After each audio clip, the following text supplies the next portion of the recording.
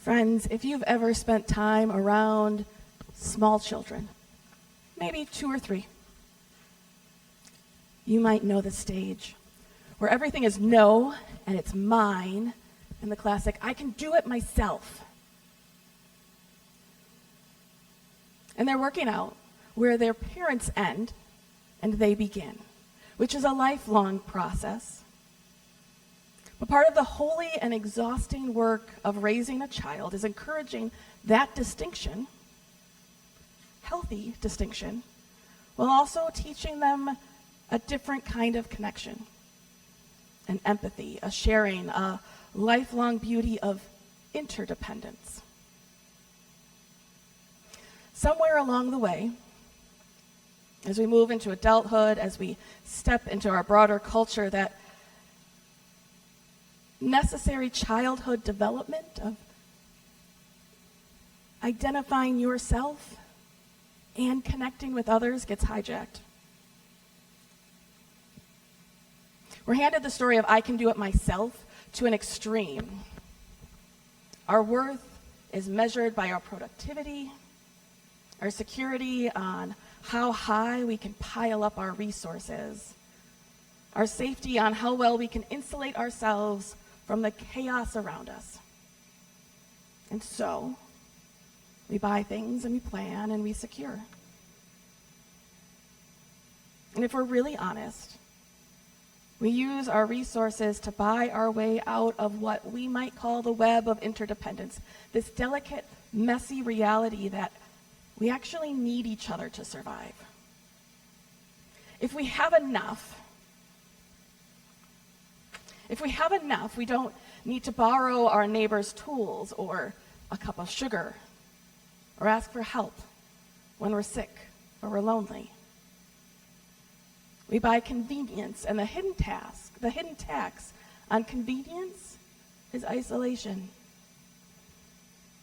We build a fortress around ourselves of self-sufficiency, only to realize we've bought ourselves out of the very relationships that make us human.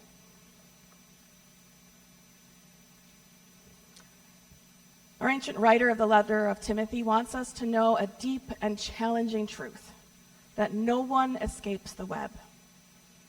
We breathe the same air, drink the same water, rely on the quiet and visible labor of thousands of hands we'll never meet. We are knotted and woven together. What wealth actually buys isn't independence, it buys complacency. The luxury of turning a blind eye to the toll our comfort takes on the earth and all of those living on the margins. I think it's why our writer of 1 Timothy writes with urgency and sometimes sounds really angry. To hear this ancient text freshly, sometimes we get to listen to different translations of the story. There are multitudes we get to choose from, and sometimes they have new ways to reveal something to us, shifting the vocabulary so words don't just slide off our backs and make us look at scriptures, but make us look at scripture squarely in the eye. One of these is the Common English version. It says, but people who are trying to get rich fall into temptation. They are trapped by many foolish and hurtful desires. The love of money is the root of all kinds of evil. Some have wandered away from the faith and have impaled themselves with a lot of pain because they made money their goal. This is where that famous line comes from, often misquoted, because it doesn't say money is the root of evil.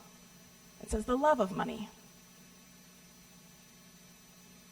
Our reading put it a root of all kinds of evil. So it's not the only root, but it is one of them, and it is deeply toxic. The trap is to get rich. The trap is the desire to get rich and the insatiable pull for just a little more. A recent podcast I was listening to, a theologian shared a story of an evolutionary biology study that illustrates this trap. Researchers wanted to maximize egg production, so they created 2 coops, one with average, normal producing hens, and one with hand-picked super chickens. The highest individual producers selected for peak performance. Within a few generations, which can't be very long, the average flock was thriving, fully feathered, egg production up altogether. The super chicken coop was a disaster. Only 3 hens were left alive, the rest pecked to death by super chickens who had achieved their individual output by dominating everyone else. I think our culture trains us to be super chickens. To peck your way to the top, to secure your own nest, to treat your neighbors in the next pew, in the next home as competition for sacred resources. But the Common English exposes the truth. The super chicken mentality is a cage trapping us in constant anxiety, pedaling faster just to keep from falling over, terrified of what happens if we stop. Now, I made us, as much as possible in Bible study, not talk about those people. Because it is easy to sit in the pews and point to billionaires, corporate super chickens of our economy that say, there's the problem, they're the problem. Because it feels good to have a villain who is there, far away. But that's not who our author was talking to. And if we only point the finger outward, we'll miss this text's quiet, tender whispering to our own hearts. Because we know what it's like to worry, to watch prices rise at the grocery stores, to watch $20 disappear too fast, to feel the pinch of bills that grow while our resources stay exactly the same.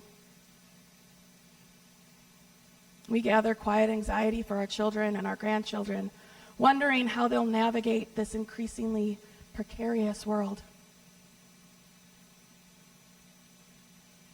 And when we feel that fragility and fear, our instinct pulls inward to clench our fists, to protect what's mine. I have to be secure and secure my own future first, because no one else will. The love of money isn't just for the ultra-rich. It's a survival tactic, a strategy that tempts all of us. A seductive whisper that safety lies in what we can accumulate and protect alone. And I think it's true for congregations, too.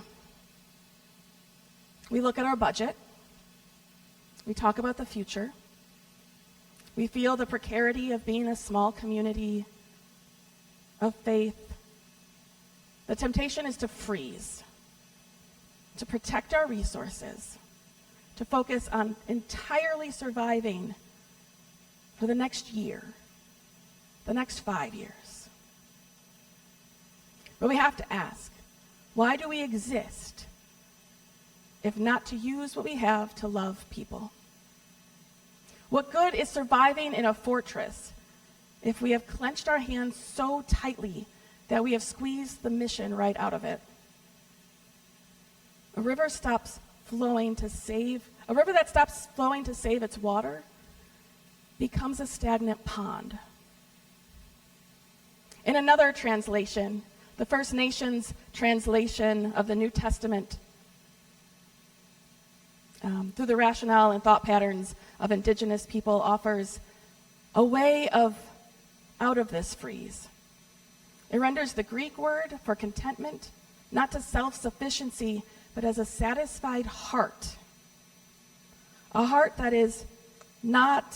satisfied heart is not a passive shrug. It is an active posture of trust. The moment you look at your life, your relationships, this congregation, and say, we are held, we have enough to do what God is calling us to do today. the Great Spirit. God is our provider. Oh. A satisfied heart is the ultimate act of resistance in a consumer culture. It is the only thing that allows our clenched fists to finally open. I recently listened to a story about a retired man living alone in Dayton, Ohio. His wife had recently passed away, his kids lived far away, and his house was quiet. He admitted he was just going to work, coming home, watching TV, using up his remaining time. He was safe, but he wasn't really living. On a cold November night, he heard someone forcing open his kitchen window. Every voice in our culture, every survival instinct in his body told him what to do. You protect yourself. You clench your fists. You grab a bat or a shotgun. You call the police. You defend your fortress. Instead, he walked into the kitchen and saw a terrified 23-year-old kid named Josh, shivering, stuck halfway through the window. And the man said, "You want to come in and close that? It's cold." And then he made Josh a chicken sandwich. And they sat at the kitchen table for 2 hours. He didn't call the police, he just listened. He learned Josh had a 14-month-old daughter. He had lost his job.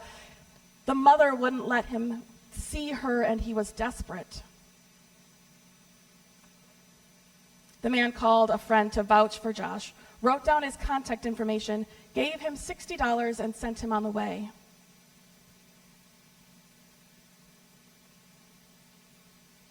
Years later, reflecting on that night, the man realized something profound. He wrote, "That night was the first time in a long time I felt like someone who had something to offer.